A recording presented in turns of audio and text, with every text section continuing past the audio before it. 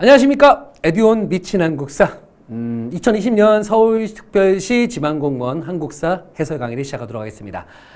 이번 시험에 대해서 간단하게 총평을 하자면요. 일단은 뭐 한 글자로 충분할 것 같습니다. 쉬웠다라는 거죠. 그렇죠?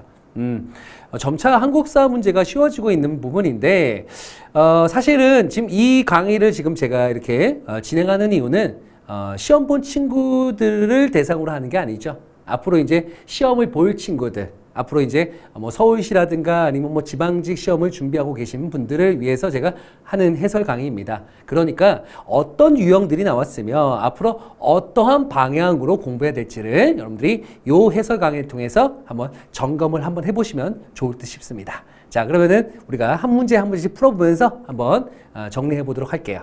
자.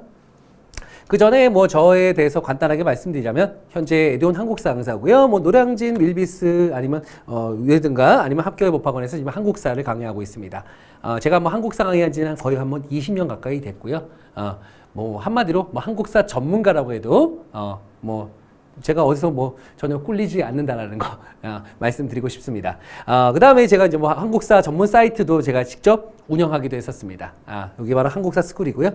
제가 또 현직 교사로서 이제 오랫동안 또 현직에서 공부하면서 또 한국사를 전문적으로 공부하고 그런 것들을 또 교수시키고 했던 그런 부분들이 있다라는 거죠. 뭐 이런 것들을 한번 그냥 참조해서 보시면 되겠습니다.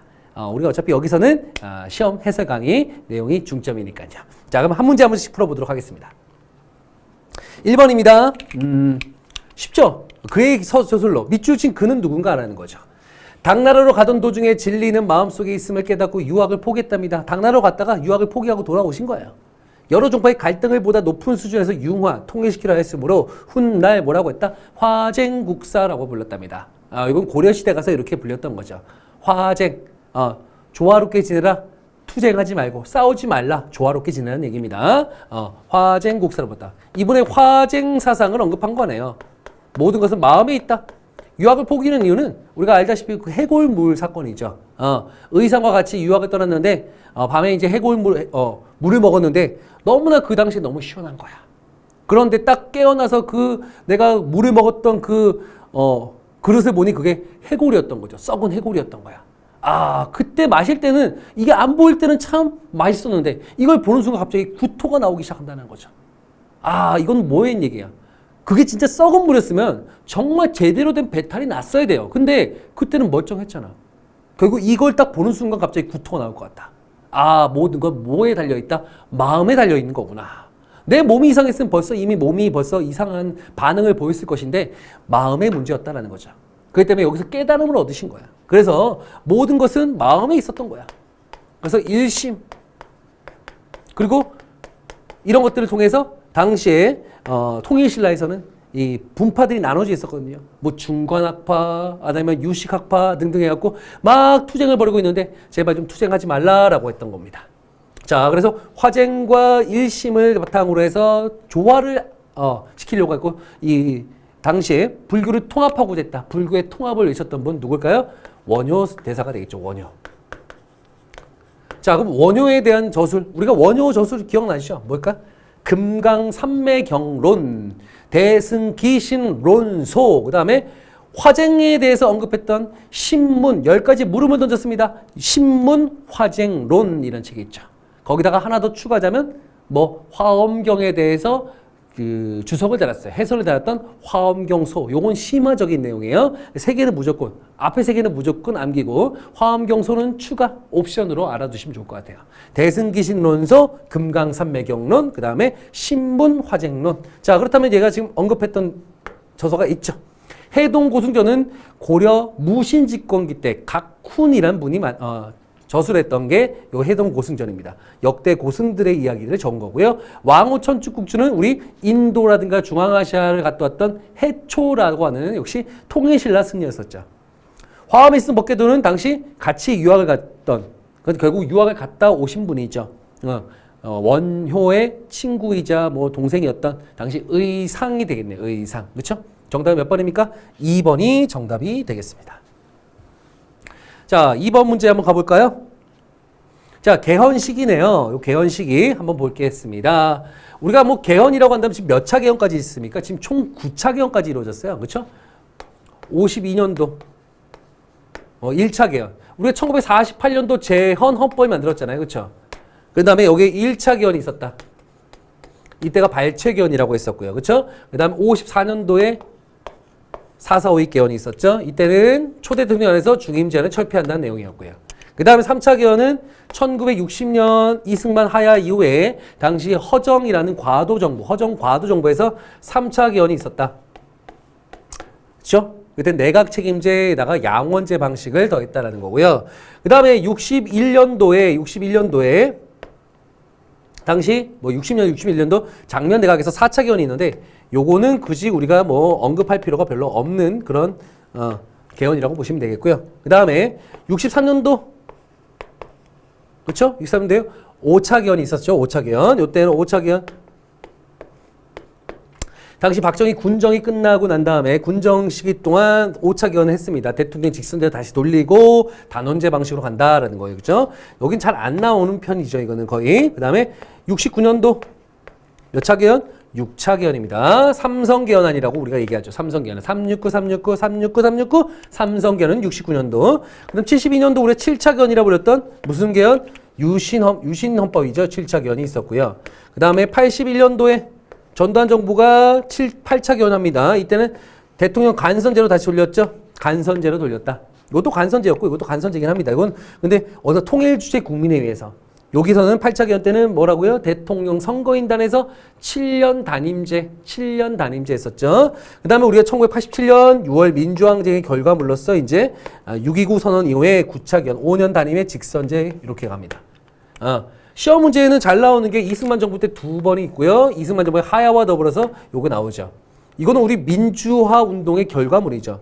그렇죠? 그 다음에 6차 개헌은 삼성 개헌이었고요. 7차는 유신헌법 독재였죠. 그렇죠? 그러다가 다시 민주화 운동의 또 하나의 결과물이 바로 9차 개헌. 이렇게 볼 수 있는 거죠. 그래서 시험 문제는 요게 잘 나오죠. 그렇다고 나머지를 보지 말라는 게 아닙니다. 요거 2개는 안 봐도 됩니다. 나는 나머지는 좀 보셔야 된다고 말씀을 좀 드릴게요. 자, 그렇다면 우리가 찾아낼 수 있죠. 요거는 아까 제가 말씀드렸던 9차 개헌이고요. 대통령 직선제인데 국회 양원제가 언제일까요? 요거 1차 개헌이에요. 직선제로 바꿨어요. 원래 처음에는 국회 간선제 방식, 재헌헌법이죠. 재헌헌법. 여기 국회 간선제 방식이었는데, 요때는 대통령 직선제로 바꿨다. 이승만이 자기가 이제 간선제 방식은 되게 힘들다라고 생각했는지, 요때는 바꿨고, 당시 야당 쪽의 의견을 받아들여서 국회 양원제 방식으로 했습니다. 양원제는 사실상 의미가 없었어요. 양원제가 있었지만, 양원제는 사실상 실시되지 않았다라고 볼 수 있죠. 요게 그래서 몇 차 개헌이요?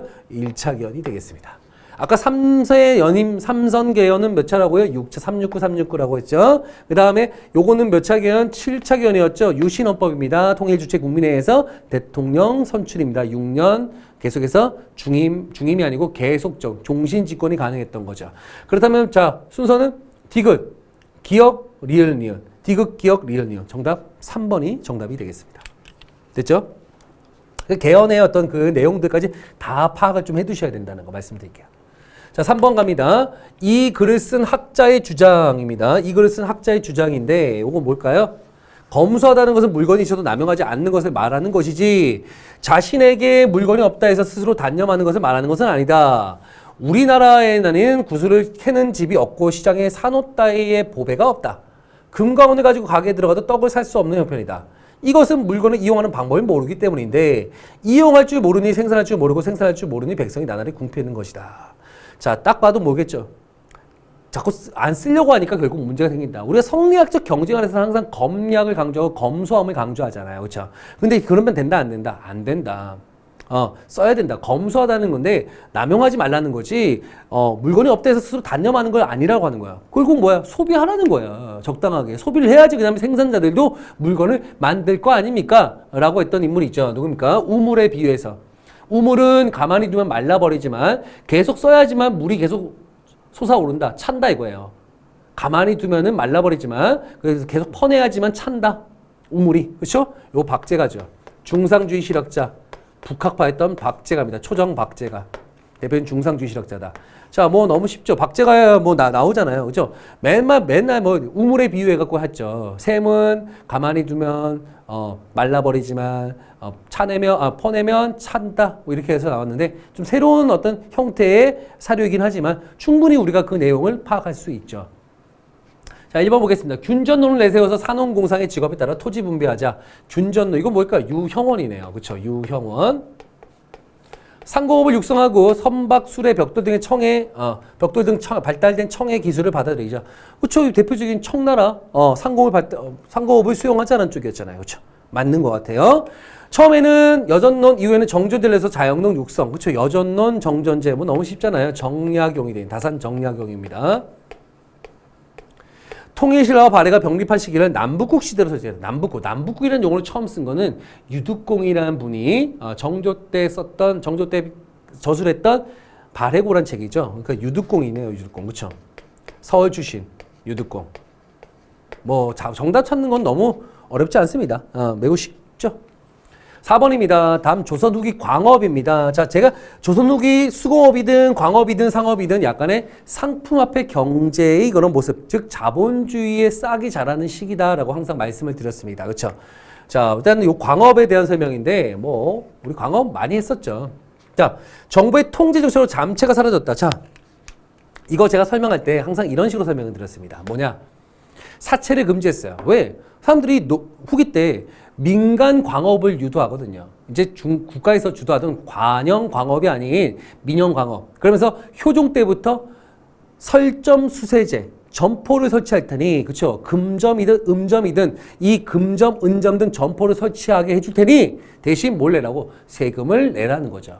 요게 설점 수세제고, 이후에 어느 정도 풀어주면서 세금을 걷어들이면서 사채를 막 허용합니다.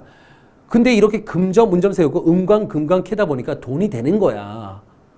한 방을 노릴 수가 있는 거죠. 한 방이에요.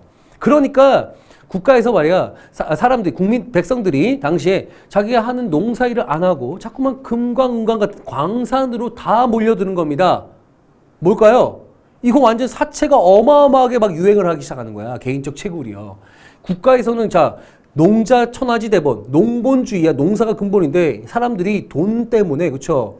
막 지금은 치면 뭐 부동산 열풍, 그 다음에 막 주식 광풍이 막 부는 거예요. 광산 광풍이 분 겁니다. 그러니까 어떻게 국가에서 사채를 금지시켜버려요. 근데 돈 되잖아. 그쵸? 우리도 막 부동산 막 대책 나오잖아요. 나오는데 어떻게 해요? 또 언젠가 또 갑자기 또 오르고 하잖아. 언젠가는. 그쵸? 이런 것처럼 당연히 뭐 할까? 몰래 채굴을 합니다. 그 몰래 채굴이 뭘까요? 몰래 한다. 잠체예요. 잠체가 사라진 게 아니고 잠체가 더 성행을 합니다. 못하게 하면. 예전에 여러분들 그랬잖아요. 엄마가 하지 말라고 하면 어때요? 더 하고 싶어지는 거잖아요. 그게 바로 인간의 본성이에요. 돈 되니까 더 하는 겁니다. 잠체가 사라진 게 아니에요. 이게 틀린 거예요. 자본과 경영이 분리된 생산 방식. 광업 보세요. 광업이든 이때는 수공업이든 다 똑같아요. 자본주의입니다. 분업과 협업이에요. 분업과 협업입니다. 특히 광업 볼까요? 광업에 돈 되니까 돈 될 때는 누가 들어옵니까? 물주가 들어오겠죠. 돈 되는 사람. 투자자예요. 투자자는 누구한테? 여기 전문가한테 맡기는 거죠. 자기는 잘 모르니까 내가 돈을 낼 테니까 충분한 수익을 보장할 수 있냐? 예, 가능합니다. 하면서 여기 제작하는 놈이 누굽니까? 덕대라는 애예요. 전문 경영인이죠. 그럼 덕대는 어떻게 합니까? 수익을 내야겠죠. 수익을 내갖고 물주한테도 어느 정도 이윤을 줘야 되고 자기도 이윤을 챙겨야 되니까 각종 노동자들을 다 어떻게 하는 거야? 고용하는 거예요. 혈주는 채굴업자부터 해갖고 재련 노동자, 광산 노동자 등등의 많은 노동자들을 고용할 거 아니에요. 그치? 고용하는 그 상인이 뭐란다? 덕대라고 한다고요. 자, 그치? 자본이 있고요. 경영이 분리됐잖아요. 그쵸? 투자자고 제작자예요. 영화로 치면은. 그쵸?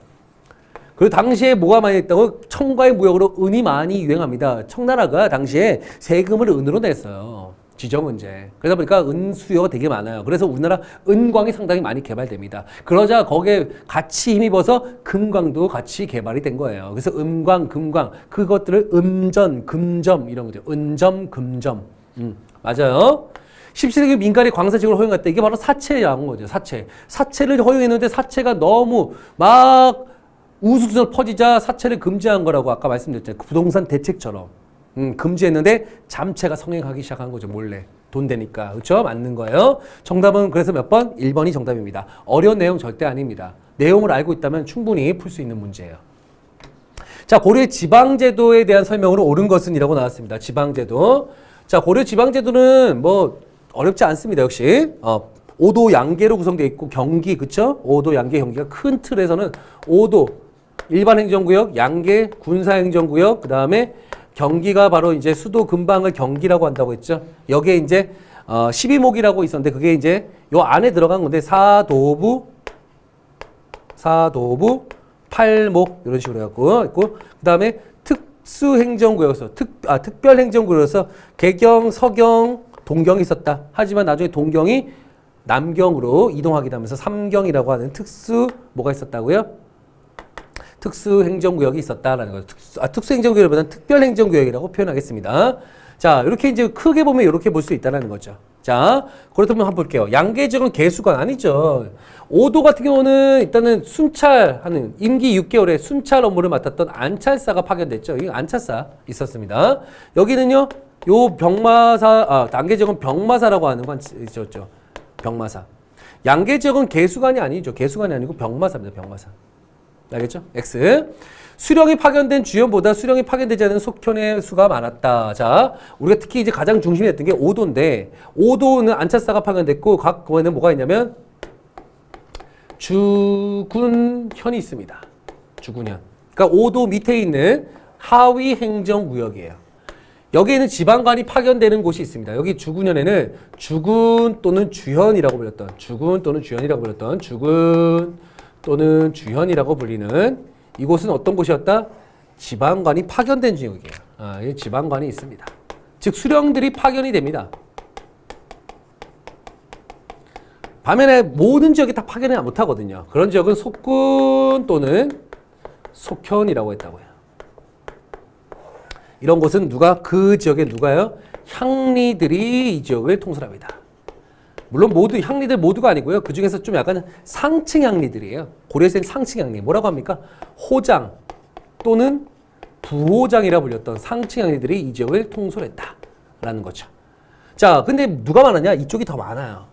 고려 말까지 500개 군현 중에서 지방관이 파견된 주군이나 주현은 얼마밖에 안 되나? 130여 곳밖에 안 됩니다. 나머지 3분의 2 이상은 속군이나 속현이라고 구성됐다. 요게 조선시대로 가면 바뀌죠. 여기 있는 이제는 조선시대 때, 고려시대 때는 이렇게 지방관 파견된 지역이 속군, 속현, 지방관이 파견되지 않은 것보다 적었지만 조선시대 때 가면 모든 군현에 다 파견한 거야, 지방관을. 왕이 직접 모든 곳에 지방관을 파견하니까 이런 속군, 속현 이런 건 없어지게 되는 거고요. 여기에 또 특수행정구역이 있죠. 뭘까? 향, 부곡, 소 같은 특수행정구역. 여기에 뭐 장처 또는 역진 등등의 특수행정구역들이 되게 많았어요. 이쪽 지역은 세금 부담이 매우 높았었고, 거주 이전의 자유가 없었고, 그 다음에, 그쵸? 그 다음에, 신분은 양인이지만 천민 대우를 받았던 이런 특수행정구역이었다라는 거죠. 이거 맞는 거죠. 이것도 맞는 거고, 성서 15 설치는 너무 쉬운 거니까 맞는 거. 그러니까 정답은 니은, 디귿, 리을이니까 몇 번입니까? 4번이 정답이 되는 거죠. 어렵지 않죠? 네. 자, 6번입니다. 우리가 기역의 노비인 만적인데, 기역은 도대체 누굴까요? 뭐, 너무 쉽잖아요. 기역. 항상 강조드렸던 최충원, 무신집권기 때 최충원의 산업이었던 만적이 신분 해방을 꿈꾸면서 반란을 도모하다가 결국은 사전 발각돼서 결국은 진압됐던 거죠. 만적이 난 장군과 재상의 씨가, 이거 맨날 얘기하잖아. 왕후 장상의 씨가 따로 있냐. 그렇죠? 장군과 재상의 타고난 씨가 따로 있겠는가? 라면서 누구나 때를 만나면 될 수 있다! 이러면서 반란을 일으키다가 결국은 발각이 됐다. 그럼 이 기억은 누구라고요? 최충원입니다. 최충원. 우리가 그 만적이 무신집권기 때 있었던 반란이라는 것만 알아도 사실은 이 문제는 풀 수 있어요. 근데 우리가 사실 최충원이라는 인물을 우리가 충분히 알 수 있잖아요. 그렇죠? 자, 교정도감을 설치했고 국정을 장악해서 도방을 통해서 군사 기반을 확대했다. 뭐 너무 쉽잖아요. 그렇죠? 교정도감 설치. 그럼 스스로가 교정별감이 되었다. 그 다음에 도방을 다시 부활시켜 사병기구로 두었다. 뭐 너무 쉬운 부분이네요. 노비안거법? 뭐 광종이고요. 서경천도 주장했던 거는 뭐 묘청 같은 인물이 되겠네요. 묘청, 정지상 같은 서경 세력들이네요. 딸들을 왕에게 시분해서 권력을 잡고 척중과 함께 난을 일으켰다. 이재겸의 난이네요. 이게 이재겸이네요. 그렇죠?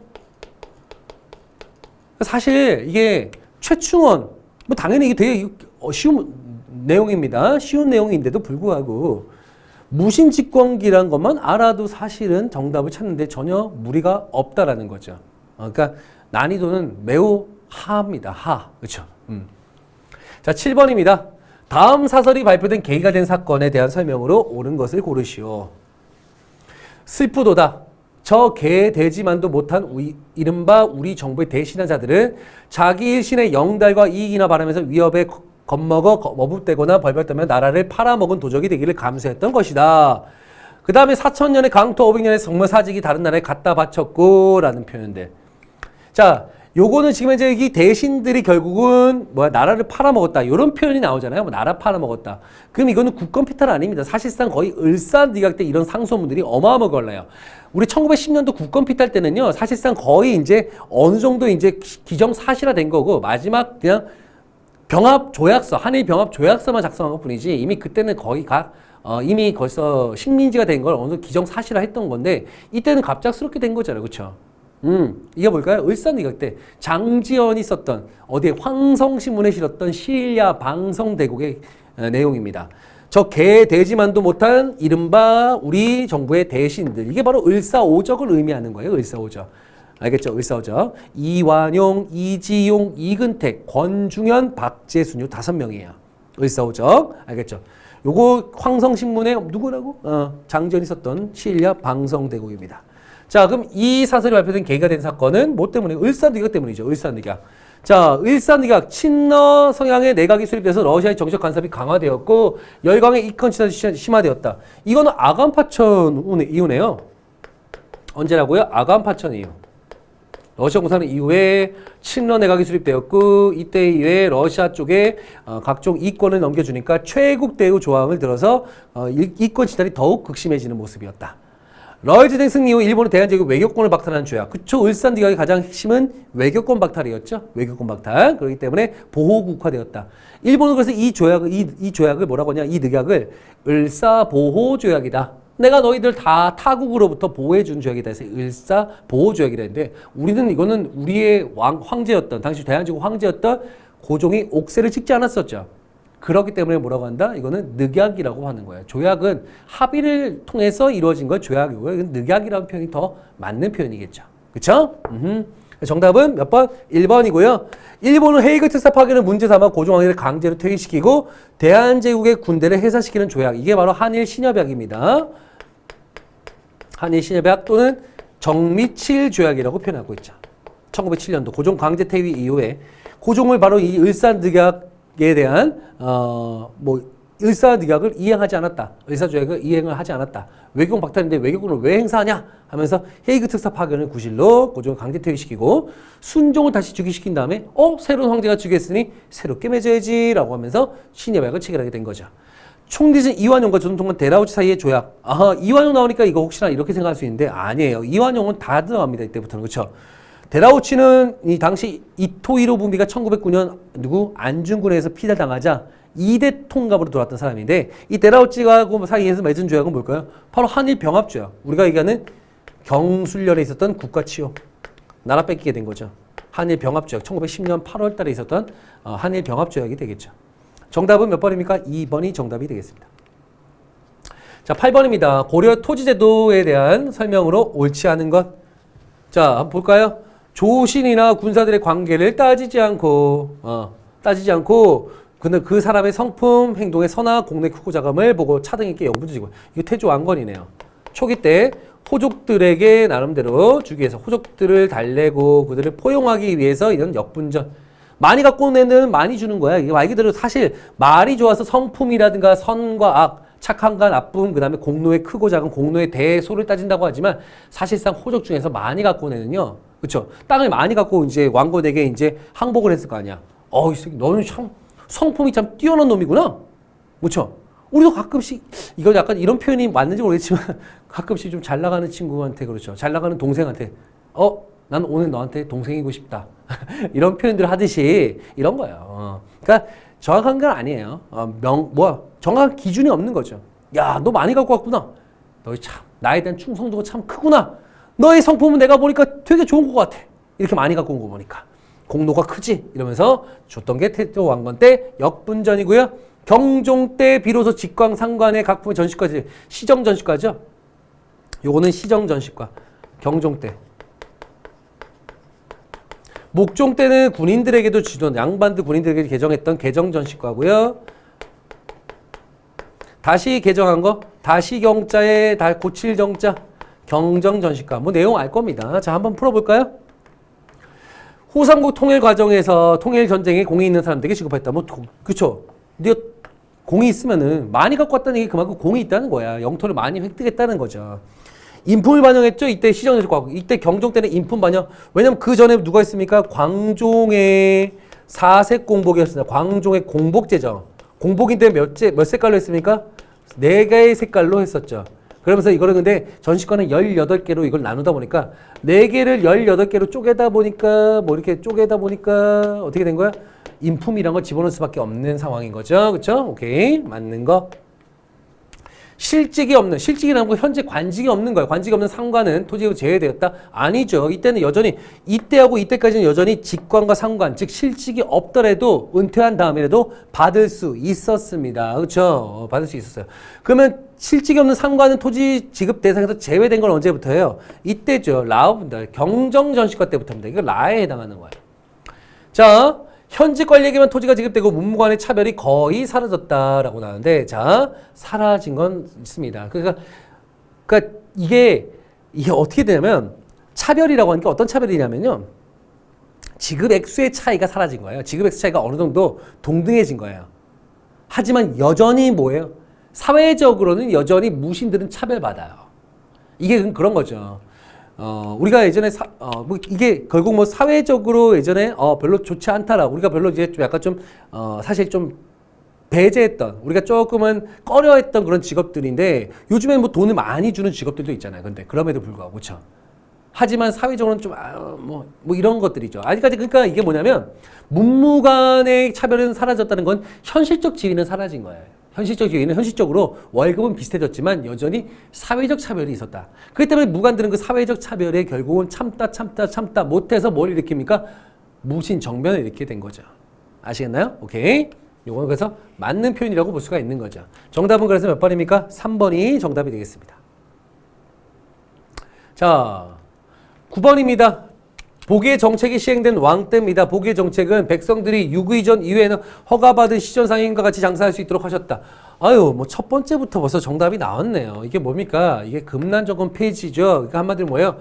신해년에 있었던 통공 발매, 상공업을 통하게 한다. 신해통공입니다. 1791년 신해통공. 언제일까요? 정조 때가 되겠네요. 정조 때. 너무 쉽네요. 그렇죠? 자, 보시면은 법령 이거는 영조가 되겠고요. 백전 정계비는 1712년 숙종 말년 때 세웠던 거죠. 영정법 시행 등은 인조 때 실시했던 겁니다. 전세제도 개편이죠. 초계문신제도 이게 정답이 되겠죠. 뭐 너무 너무 이렇게 쉬워도 되나 싶을 정도로 쉽네요. 그렇죠? 자, 10번입니다. 다음 설명에 서적한 책의 제목으로 옳은 것은 야, 이것도 사실은 9번, 10번이 그냥 좀 공부했던 친구들은 그냥 너무 허망할 것 같은 느낌이 좀 들어요. 세종 때 편찬되었었고, 병에 대한 이론과 처방전을 적었고요. 전통적인 경험에 기초했고, 약제를 중시했다. 뭐, 약제, 처방, 이런 거, 그리고 세종 나오니까 딱 봐도 뭐 알겠네요. 향약 집성방이네요. 동의보감은 광해군 때 허준이 이제 편찬했던 거고요. 금량잠독은 이건 농서예요, 농서. 누가 합니까? 성종 때죠. 광해군 때 허준. 요거는 성종 때인데 성종이 명을 내린 게 아니고요. 이거는 강희맹이란 분이 성종 때 자기가 금양 지역, 지금의 시흥 지방입니다. 금천구, 양천, 금천, 양천이 흘러가는 지금의 금천구와 양천구가 있는 지역이에요. 서울에. 그쪽에 시흥 지방이 있는데 그 시흥 지방에서 자기가 농사 기록을 잡스러운 기록이라고 약간 겸손하게 표현한 것 같아요. 그래서 썼던 농서입니다. 농서. 개인적으로 썼던 농서. 이 칠정사는 뭐예요? 이것도 세종 때 쓴 건데 이거는 역법이었죠. 역법. 이건 지금 먼저 뭐 처방, 약제 이런 거니까 이거는 의학서적이 되는 거고요. 그렇죠? 정답은 몇 번? 1번이 정답입니다. 어렵지 않죠? 너무 쉽네요. 그렇죠? 자, 다음입니다. 밑줄 친 이 법에 대한 설명으로 옳은 것을 보기 위해서 고르시오. 자, 영의정 2원 2기 아래기를 각 골에서 바치는 곡물이 박납인들에 의해서 중간에 막혀 물건 하나의 가격이 몇 배 또는 몇십 배, 몇백배가 되어서 그 배단이 이미 고지화되었습니다. 별도로 해서 하나의 청을 설치해서 이 법을 시행하도록 하소서. 광해군 때 이제 영의정이었던 2원 2기 건의로 실시했던 뭘까요? 대동법이 되겠네요. 우리 뭐 대동법은 너무 쉽죠? 이제는 너무 시험에 출제 빈도가 높다 보니까 그리고 기출도 너무 많이 나와 있어요. 근데 이것도 막 어렵게 하거나 아니면 막 꼬아서 내거나도 아니고요. 되게 기본적인 내용이에요. 그러니까 대동법은 원래 기본적으로 뭐예요? 공납이었습니다. 특산물. 공납제도죠. 공납제도 개편이에요. 원래는 뭐였습니까? 원래는 특산물을 내던 거죠. 특산물을 어떻게 냈다? 가호별로. 그러니까 호수별로 냈던 거예요. 그러니까 정해진 호수별로 내는 게 있죠. 그런데 이게 중간에서 박납업자하고 서리들하고 뭐 수령들하고 짜고 하다 보니까 가격을 되게 많이 받는 거예요. 왜냐하면 그 특산물이라고 하는 게 쉽게 안 바뀌거든요. 고정돼 있다 보니까. 내가 만약에 올해 배농사를 지었는데 배농사가 망했고 이제 사과 농사를 바꿨어. 그럼에도 불구하고 배를 계속 내야 되는 거예요.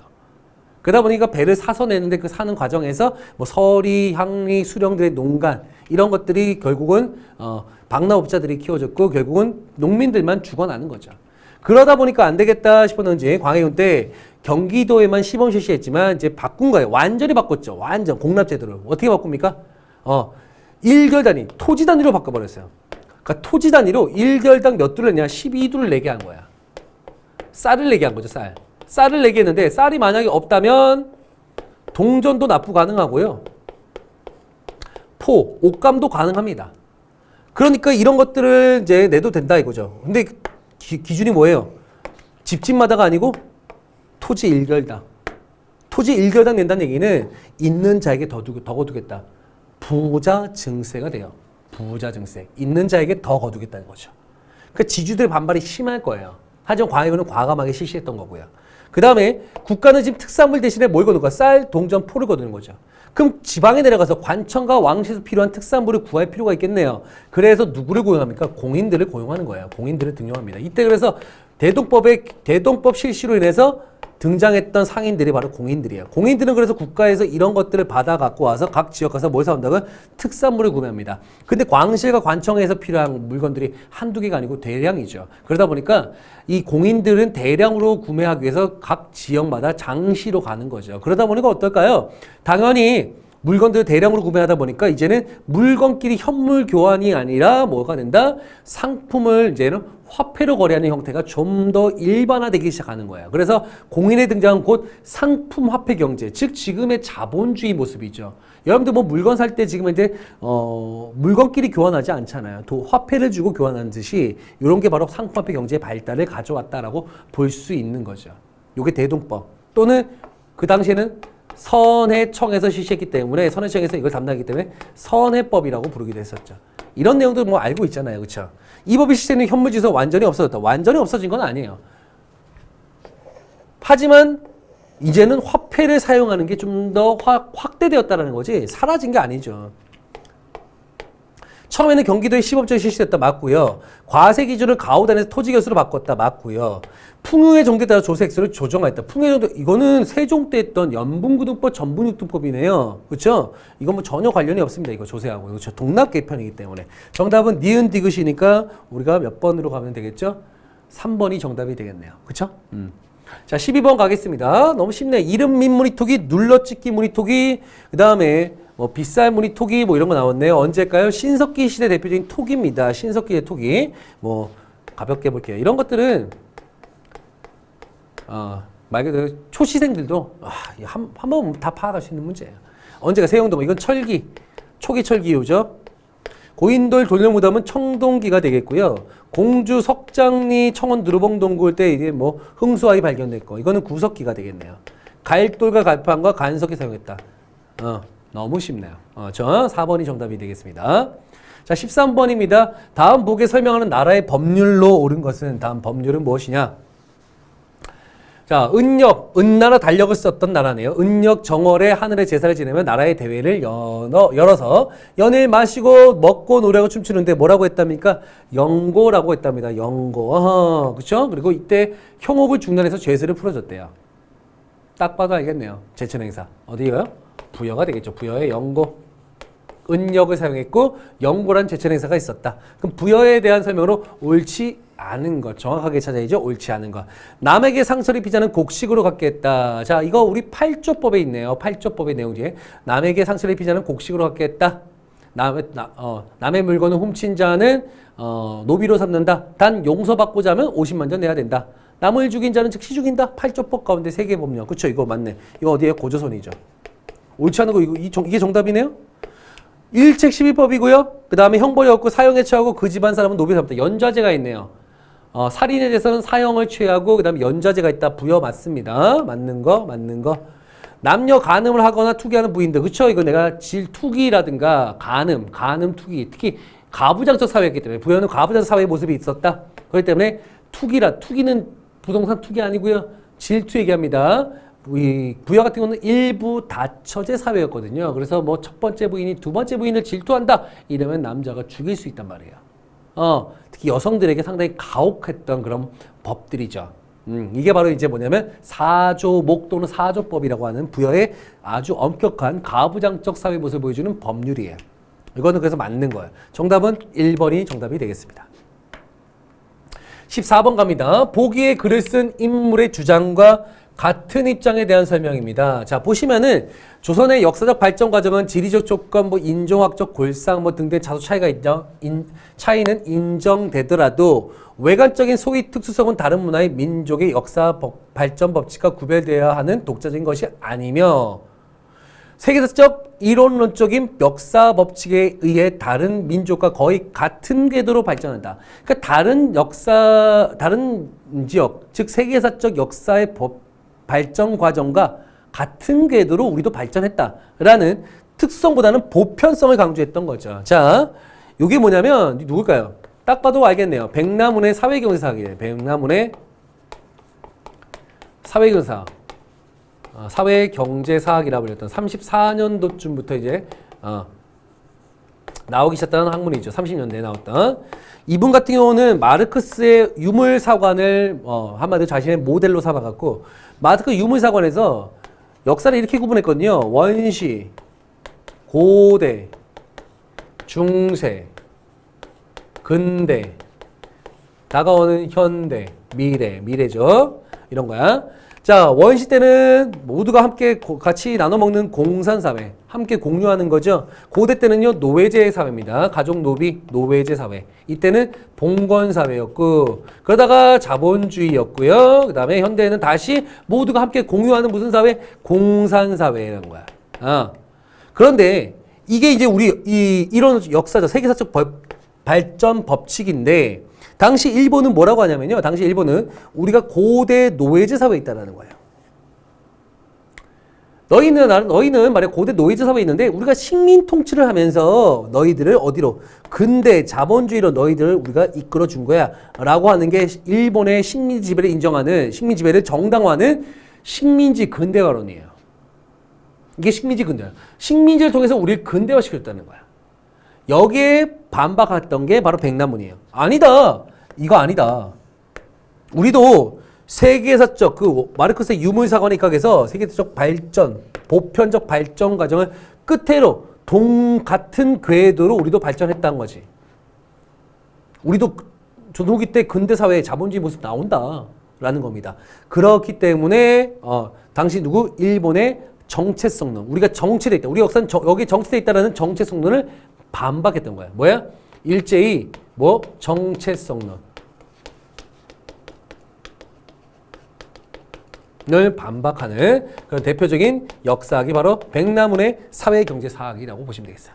자, 볼게요. 민족정신에 의해서 우리 고유한 특색과 전통을 찾아. 민족주의 사학이죠. 신지어 방해서 선생님 사학에서 이것도 민족주의 사학입니다. 1, 2번은 민족주의 사학이고요. 역사의 주관적 해석을 배제하고 문헌 고증은 과학적인 거. 이건 실증주의입니다. 실증사학이에요.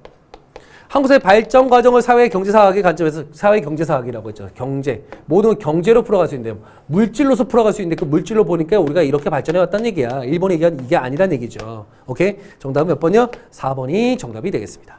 다음 가겠습니다. 15번입니다. 다음 보기의 사건들을 시기순으로 나열한 것입니다. 바르게 나열한 것. 사실 이것도 뭐 어려운 게 아닙니다. 신라 건원이라는 독재전어 이건 6세기 법흥왕이죠. 제가 삼국시대는 항상 세기를 여러분들이 좀 잘 파악하시라고 말씀을 드렸습니다. 대가야 멸망입니다. 대가야 멸망이니까 우리가 대가야 멸망을 언제? 6세기 때 진흥왕이 되겠네요. 그러면 가와 기역과 니은은 순서가 알겠네요. 누가 먼저입니까? 이쪽이 먼저고 이게 다음이죠. 오케이. 낙랑군을 몰아내고 대동강 유역을 확보했다. 낙랑 축출 언제입니까? 4세기 고구려 미천왕 때네요. 그 다음 백제는 수도인 한성이 함락되고 왕의 주자 도읍을 웅진에 옮겼다.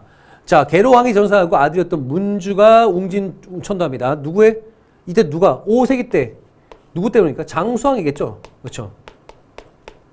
당시 결국 장수왕이 한성을 함락했고 이때 백제로 한다면 백제는 문주왕이죠. 문주왕은 알 필요가 별로 없고요. 웅진천도 한 것밖에 없습니다. 웅진천도. 한성 함락 이후에 장수왕이 한성 함락 이후에 웅진천도. 순서는 너무 쉽네. 1번 디귿 리을 기역 니은. 정답은 3번입니다. 난이도 합니다. 이 정도면. 16번입니다. 왕이 행차에서 돌아와 그 대나무로 피리를 만들어 월성의 천중고에 간직했다. 이 피리 보면 적병이 물러나고 병이 나으면서 가뭄에는 비가 오고 장마에는 날씨가 개며 바람이 잦아지고 물결이 평온해졌다. 만파식적. 그렇죠. 아유 이거 뭐 너무 쉽네요. 언제입니까? 통일 이후에 신문왕. 만파식적 설화 신문왕 때입니다. 신문왕은 알다시피 재정과 그 다음에 재정권 처음에 인사권 장악했고요. 그 다음에 군사권 장악하고요. 그 다음에요. 재정권 장악했죠. 요것만 파악하시면 된다고. 인사권. 육두품들을 좀 포용해갖고 국학 설립을 통해서 육두품들을 좀 더 거기서 이제 자신의 핵심 세력으로 키웠다. 군사권은 구소당 십정을 키우면서 중앙군, 지방군 정비, 그러면서 지방제도까지 정비했었죠. 재정권은요, 당시 진고귀족들의 핵심이었던 노급을 폐지하고 관료전 지급했다. 관료전 지급이 먼저 냈죠. 관료전 지급 후에 노급 폐지했었다. 뭐 이런 식으로 이제 이런 인사권, 군사권, 재정권 장악입니다. 뭐 이런 내용들을 알고 있다면 뭐 신문학원 업적들 다 아실 거예요. 이거 기본적으로 외우셔야 되는 거니까. 노급 부활은 경덕왕이라는 왕이고요. 그렇죠? 노급을 폐지한 거지. 노급을 부활시킨 건 아니고요.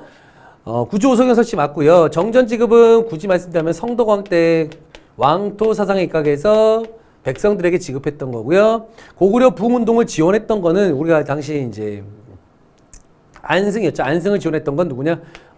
신라의 문무왕이었었죠. 삼국통일을 이뤘던.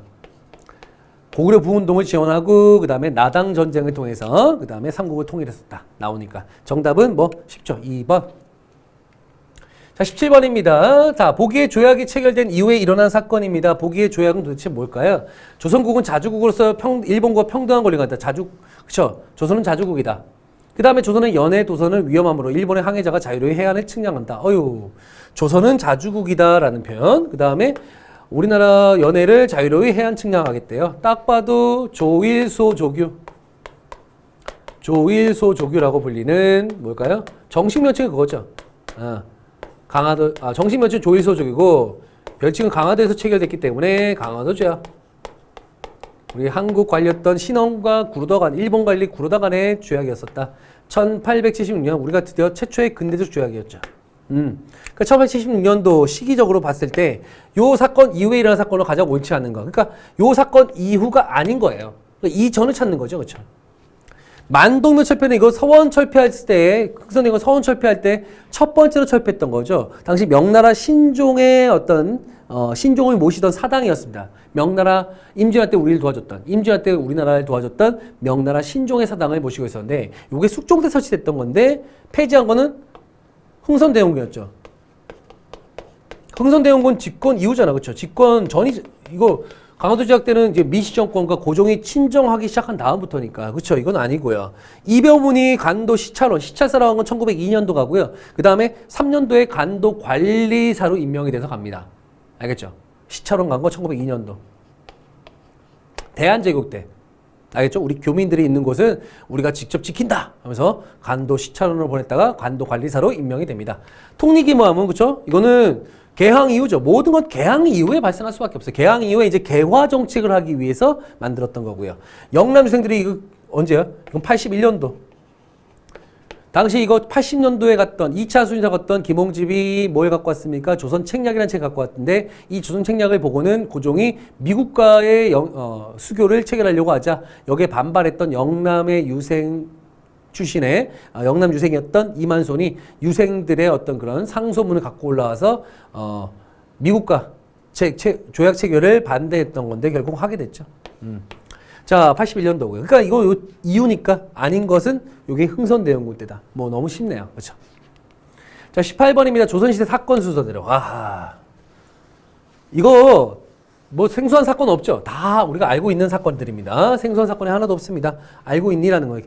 개유정난은 뭐예요? 세조가 당시 단종 때입니다. 세조가 수양대군 시절에 그러니까 왕이 되기 전에 수양대군 시절에 당시 단종 옆에 있었던 대신들 황보인이라든가 김종서 같은 대신들을 제거하기 위해서 일으켰던 난이 바로 개유정난이죠. 그러니까 세조 시기가 아니고 굳이 말씀드리자면 세조가 왕이 되기 직전이니까 단종 때예요.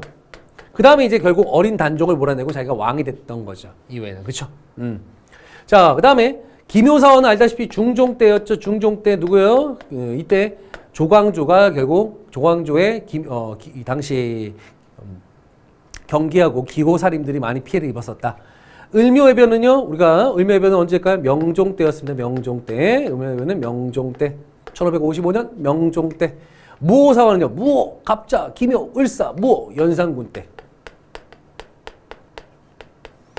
일단 사화를 보자면 사화가 이게 먼저 리을이 먼저겠죠. 리을이. 리을 다음에 기억이 나와 있네. 리을 기억. 그렇죠? 리을 기억이니까 이건 아니고 리을 기억, 리을 기억, 리을 기억인데 그 다음에 이 디귿이 어디 들어가냐? 그 앞이겠죠. 리을 기억보다 앞이 되겠죠. 디귿이 들어가는데 그럼 니은이 뭐냐? 을묘해변이 언제 들어가냐? 요게 이제 포인트네요. 그렇죠? 이거는 명종 때니까 그러니까 디귿, 리을 그 다음에 기억, 니은. 요게 정답은 3번이 정답입니다. 사건이 언제 발생했는지 정확하게 파악을 하냐라는 문제죠. 자, 19번입니다. 동학농민군이 제시한 패전개혁안 12개조 중에 일부입니다. 가보개혁 반영된 거. 아, 제가 이거 뭐 우리 항상 말씀드린 건데, 그쵸? 무명의 잡다한 세금은 일체 거두지 않는다. 그쵸? 무명 잡세 폐지 맞습니다. 이것도 어디에 가보개혁 때 반영이 돼요. 우리 가보개혁 1차 가보개혁 때 반영이 돼요. 무명의 잡세 이름 없는 잡세들 거두지 않는다. 그 다음에 토지는 나누어 개혁한다. 요거 토지개혁인데, 그쵸? 우리 가보개혁 때 토지개혁 없잖아요. 보통 있잖아요. 이 토지개혁은요, 보통 아래로부터 해요. 주로 이제 농민들의 어떤 그런 어떤 주장이라고 볼 수 있고, 이건 사실 국가에서 받아들이기 힘듭니다. 이 토지개혁이 결국 이루어진 건 언제예요? 광복 이후에, 대한민국 정부 수립 이후에 농지개혁법으로 드디어 어느 정도 실현이 된 거죠. 농지개혁법. 언제입니까? 1949년도 와서. 한참 뒤죠. 그쵸? 아닙니다. 외화 통화자는 엄지한다. 자, 가보개혁이 일본이 어떻게 보면 간섭 속에서 한 건데, 일본의 간섭으로 이루어진 게 가보개혁이에요. 특히 뭐 1차 때는 그나마 자주적이었다라고 하지만 2차 때는 일본의 간섭, 을미개혁도 마찬가지고요. 근데 일본의 외화 통화자 말이 안 되죠. 그렇죠? 젊어서 과부가 된 여성은 재혼을 허용한다. 이거 과부 재가 허용. 그렇죠? 1차 가보기 때 과부 재가를 허용한다. 과부의 재가를 허용한다 나옵니다. 여기에 추가적으로 한다면 뭘까요?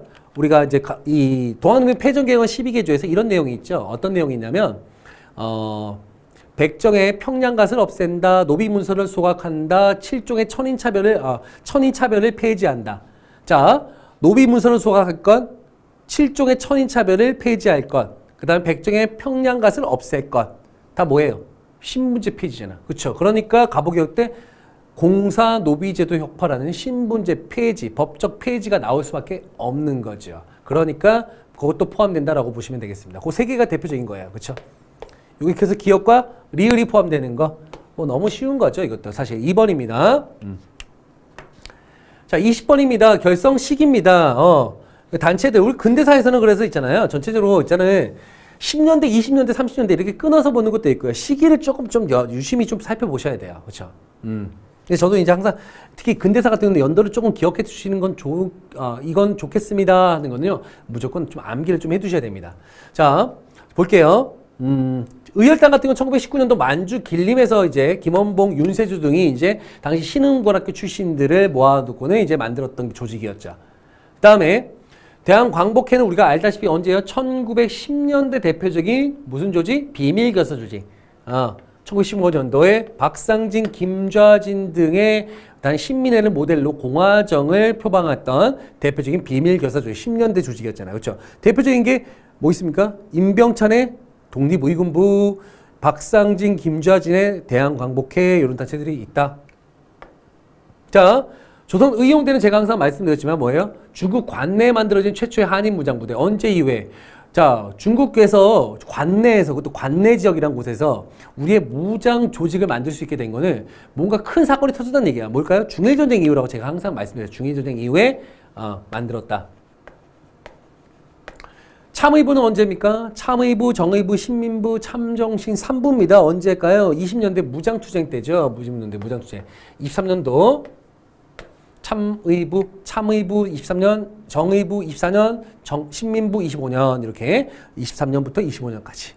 그 후에는 대표적으로 우리가 민족유일당 운동의 결과물이었던 신간의 자매단체. 그러니까 신간회와 함께 만들어지고 신간회와 함께 해소가 됩니다. 그러니까 신간회니까 27년도가 되겠어요.